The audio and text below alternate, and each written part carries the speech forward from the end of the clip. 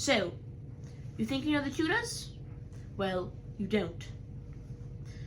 You've seen the rhymes and the portraits, you've watched the dramas, unfortunately.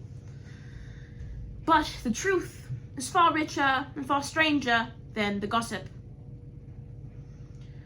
The Tudors did not spring fully formed from the throne. No, our roots wind through war, prophecy, scandal, and very stubborn hope.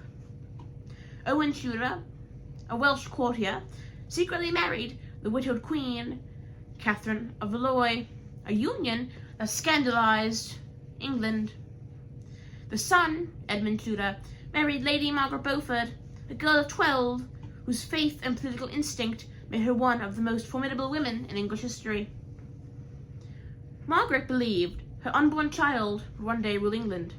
A bold prediction, considering he was born during the Wars of the Roses, when kings died faster than courtiers could change stockings. Fun fact, well, not fun, but a fact, Margaret Beaufort was only 13 when she had that child. And that child would go on to be Henry VII, the first Tudor king. My father spent most of his youth in exile, ducking assassins and plots.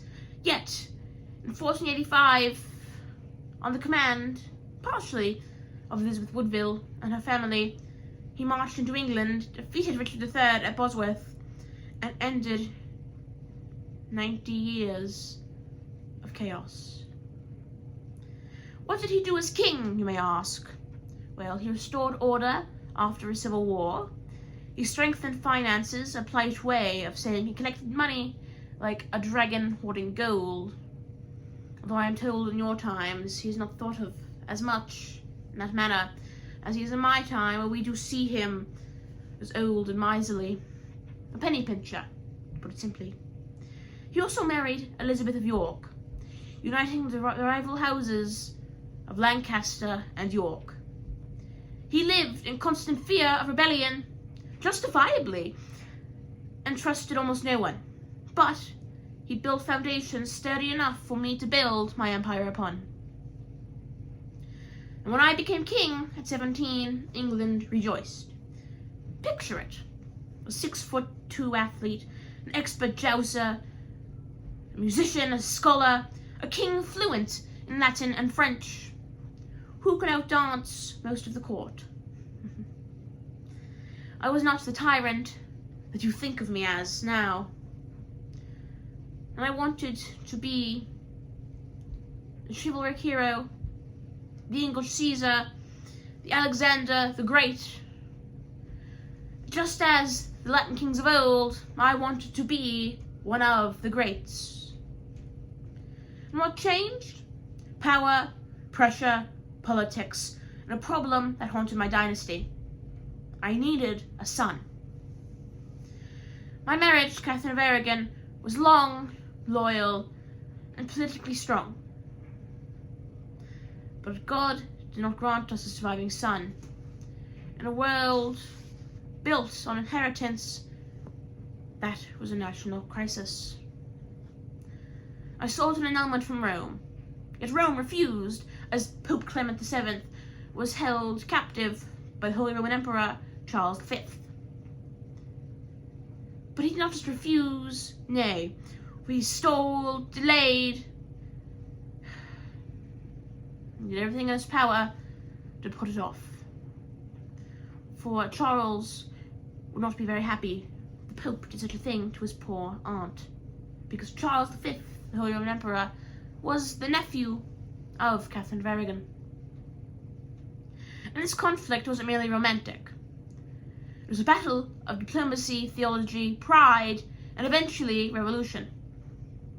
It led to England breaking from Rome, the monarch becoming supreme head of the church, monasteries dissolved, and a new religious identity forming across the nation, all because a pope would not say one simple word: annulled.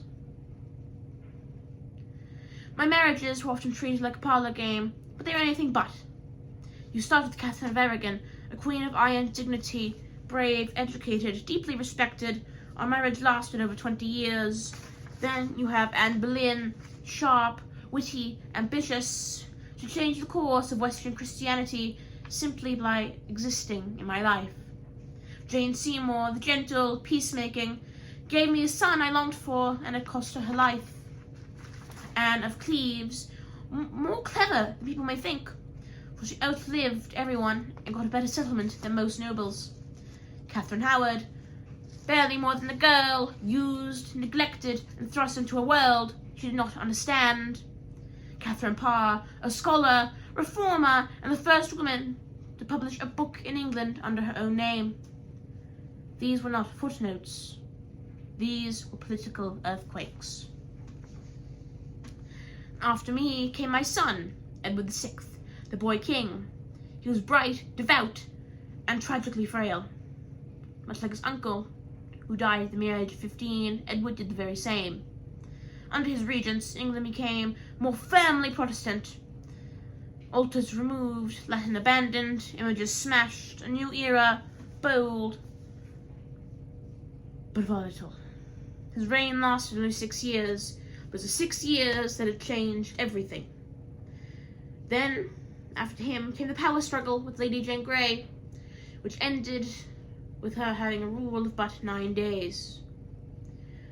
After her came my daughter Mary, who had overthrown her. Mary restored the Catholic faith, believing earnestly she was saving English souls.